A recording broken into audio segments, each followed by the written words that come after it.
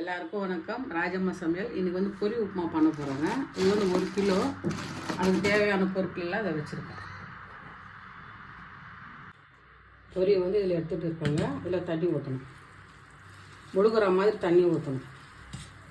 நல்லா இது மாதிரி தண்ணி ஊற்றிட்டு ரொம்ப நேரம்லாம் ஊற வைக்கக்கூடாது.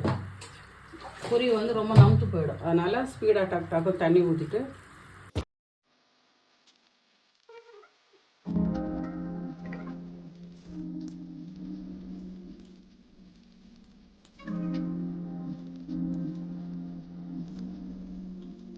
A few moments later. புழிஞ்சு எடுத்தாச்சுங்க. பாருங்கள், நல்லா ஒரு சொட்டு கூட தண்ணி இருக்கக்கூடாது. சுத்தமாக புழிஞ்சு எடுக்கணும். அப்போ தான் நல்லா வரும். காஞ்சிடுச்சு. வானது 2 கரண்டி எண்ணெய் ஊற்றிக்கோங்க. 2 கரண்டி எண்ணெய். இதில் வந்து கடலைப்பருப்பு, கடுகு, சீரகம், அதுக்கப்புறம் உளுத்தம்பருப்பு எல்லாத்தையும் போட்டுருக்கோம்.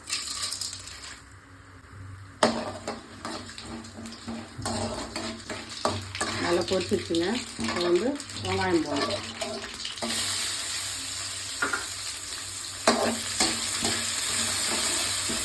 வெங்காயம் நல்லா வதங்கிடுச்சு. இந்த இதெல்லாம் வதங்கினா போதும். பச்சை மிளகாய் தான் 2 தக்காளி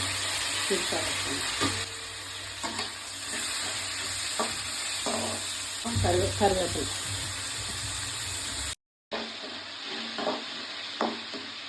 கொஞ்சம் மஞ்சள்தூள் போட்டுக்கோங்க.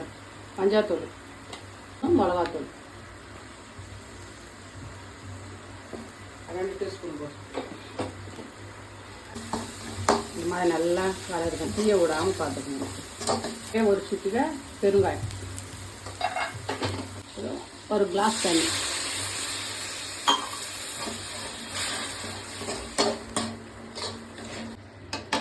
இந்த மாதிரி வந்துட்டு பிறகு இந்த பொரியெல்லாம் அதில் போட்டுக்கோங்க.